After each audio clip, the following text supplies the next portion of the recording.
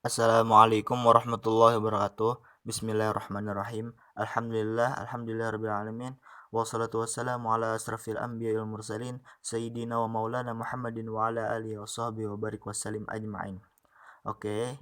Di sini kami dari kelompok 3 yang beranggotakan Muhammad Bishir Hafi dengan saya sendiri, Nili Arianti dan Rahmina. Di sini kami akan membahas tentang analisis kurikulum EPS pada KTSP 2006 dan kurikulum 13 serta kurikulum 13 revisi, komponen kurikulum EPS DSD. Dosen pembimbing Ibu Rahidatul Laila Agustina, MPD. Langsung saja ke pembahasannya. A. Pengertian kurikulum dan KTSP.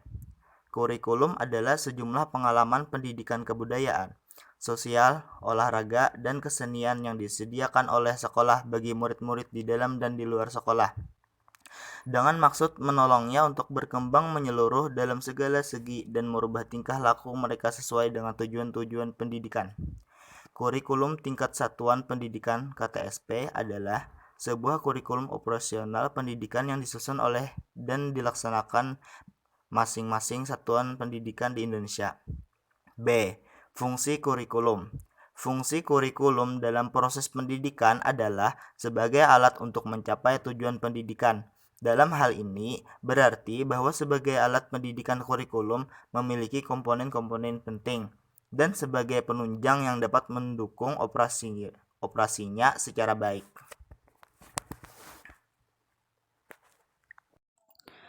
Adapun uraian dari masing-masing komponen tersebut ialah sebagai berikut. 1. Komponen tujuan. Komponen tujuan merupakan komponen pembentuk kurikulum yang berkaitan dengan hal-hal yang ingin dicapai atau hasil yang diharapkan dari kurikulum yang akan dijalankan. Tujuan pendidikan diklasifikasikan menjadi 4, yaitu pertama, tujuan pendidikan nasional, kedua, tujuan institusional, ketiga, tujuan kurikulum, dan keempat, tujuan instruksional atau tujuan pembelajaran. 2. Komponen isi. Isi program kurikulum adalah segala sesuatu diberikan kepada anak didik dalam kegiatan belajar mengajar dalam rangka mencapai tujuan. Isi kurikulum meliputi jenis-jenis bidang studi yang diajarkan dan isi program dari masing-masing bidang studi tersebut. 3. Komponen metode. Komponen metode atau strategi merupakan komponen yang cukup penting karena metode dan strategi yang digunakan dalam kurikulum tersebut menentukan apakah materi yang diberikan atau tujuan yang diharapkan dapat tercapai atau tidak. Pemilihan atau pembuatan metode atau strategi dalam menjalankan kurikulum yang telah dibuat haruslah sesuai dengan materi yang akan diberikan dan tujuan yang ingin dicapai. 4. Komponen evaluasi. Dalam pengertian terbatas, evaluasi kurikulum dimaksudkan untuk memeriksa tingkat ketercapaian tujuan-tujuan pendidikan yang ingin diwujudkan melalui kurikulum yang bersangkutan. Sedangkan dalam pengertian yang lebih luas, evaluasi kurikulum dimaksudkan untuk memeriksa kinerja kurikulum secara keseluruhan, ditinjau dari berbagai kriteria. Komponen evaluasi merupakan bagian dari pembentuk kurikulum yang berperan sebagai cara untuk mengukur atau melihat apakah tujuan yang telah dibuat itu tercapai atau tidak. C. Analisis KTSP EPS SD dan kurikulum 2013 EPS SD. Setelah kami analisis pada SK dan KD kelas 1-6 ini bahwa terdapat semua ranah yang ada pada taksonomi belum dan semua kategori yang terdapat dalam ketiga ranah tersebut, yaitu dalam SK dan KD tersebut, bahwa siswa harus memenuhi kriteria sebagai berikut.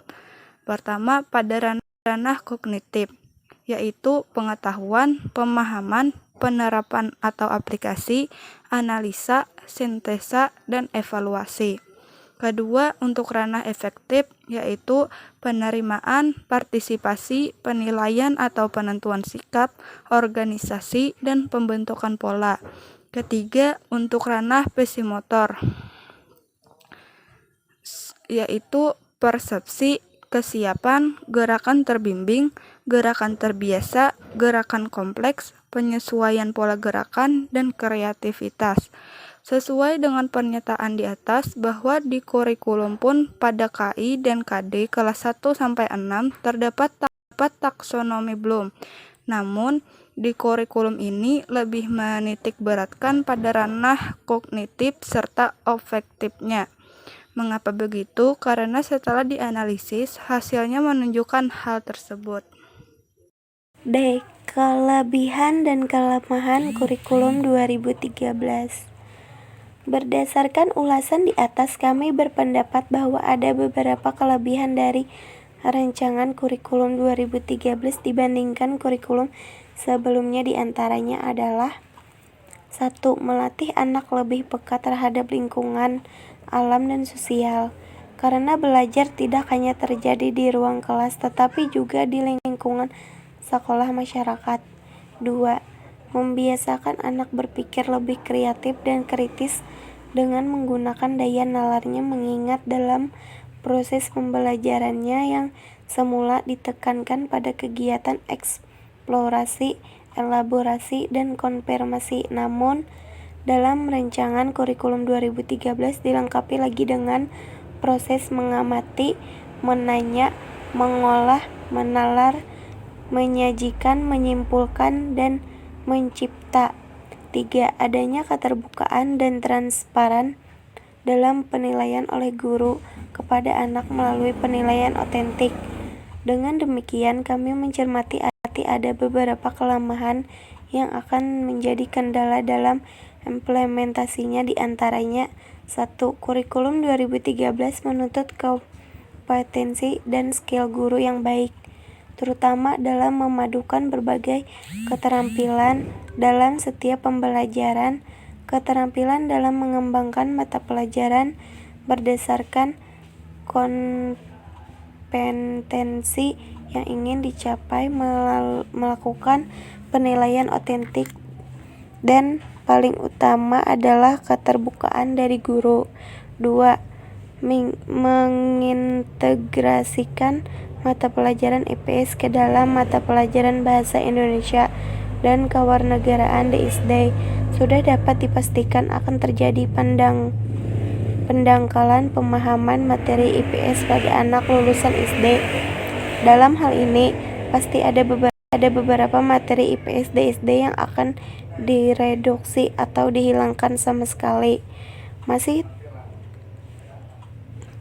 terkait kelemahan nomor 2, mengintegrasian tersebut dikhawatirkan menimbulkan beberapa miskonsepsi dari guru dan siswa, mengingat banyak istilah-istilah yang berbeda antara mata pelajaran Bahasa Indonesia dengan mata pelajaran IPS. Juga dikhawatirkan akan terjadi pengabaian materi-materi tertentu, terutama yang terkait konsep IPS oleh guru jika guru tersebut merasa tidak menguasai konsep IPS tentang pembahasan yang sedang dibahas dalam mata pelajaran Bahasa Indonesia, dan guru lebih baik menekankan Bahasa Indonesia yang dibandingkan IPS-nya yang seharusnya lebih proporsional.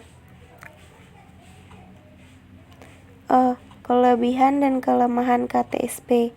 Kelebihan KTSP kurikulum tingkat satuan pendidikan mendorong terwujudnya otonomi sekolah dalam menyelenggarakan pendidikan. Tidak dapat dipungkiri bahwa salah satu bentuk kegagalan pelaksanaan kurikulum di masa lalu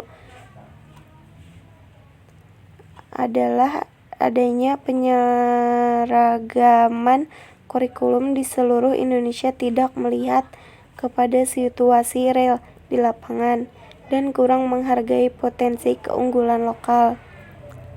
Mendorong para guru, kepala sekolah, dan pihak manajemen sekolah untuk semakin meningkatkan kreativitasnya dalam penyelenggaraan program-program pendidikan. Kelemahan dari kurikulum KTSP adalah kurangnya SDM yang diharapkan mampu menjabarkan KTSP pada kebanyakan satuan pendidikan yang ada, minimnya kualitas guru dan sekolah, kurangnya ketersediaan sarana dan prasarana pendukung sebagai kelengkapan dari pelaksanaan KTSP. Kesimpulan, kurikulum adalah sejumlah pengalaman pendidikan kebudayaan, sosial, olahraga, dan kesenian yang disediakan oleh sekolah bagi murid-murid di dalam dan di luar sekolah dengan maksud menolongnya untuk berkembang menyeluruh dalam segala segi dan merubah tingkah laku mereka sesuai dengan tujuan-tujuan pendidikan. Kurikulum tingkat satuan pendidikan KTSP adalah sebuah kurikulum operasional pendidikan yang disusun oleh dan dilaksanakan di masing-masing satuan pendidikan di Indonesia. Setelah kami analisis dari kedua kelemahan dan kelebihan kurikulum tersebut, dapat kami bandingkan bahwa KTSP lebih menitik beratkan terhadap ranah kognitif, afektif, dan psikomotor. Dari keseluruhan ranah tersebut semuanya seimbang akan tetapi kurangnya faktor yang mendukung tetap terlaksananya KTSP tersebut, yaitu masih terdapat beberapa kelemahan yang ada pada KTSP yang belum terpenuhi ketika proses pembelajaran. Sedangkan dalam kurikulum 2013 melanjutkan pengembangan kurikulum berbasis kompetensi yang telah dirintis pada tahun 2004 dengan mencakup kompetensi sikap afektif, pengetahuan kognitif, dan keterampilan psikomotor secara terpadu. Oke, demikianlah presentasi dari kami. Salah khilaf mohon dimaafkan. Wabillahi taufiq wal hidayah. Wassalamualaikum warahmatullahi wabarakatuh.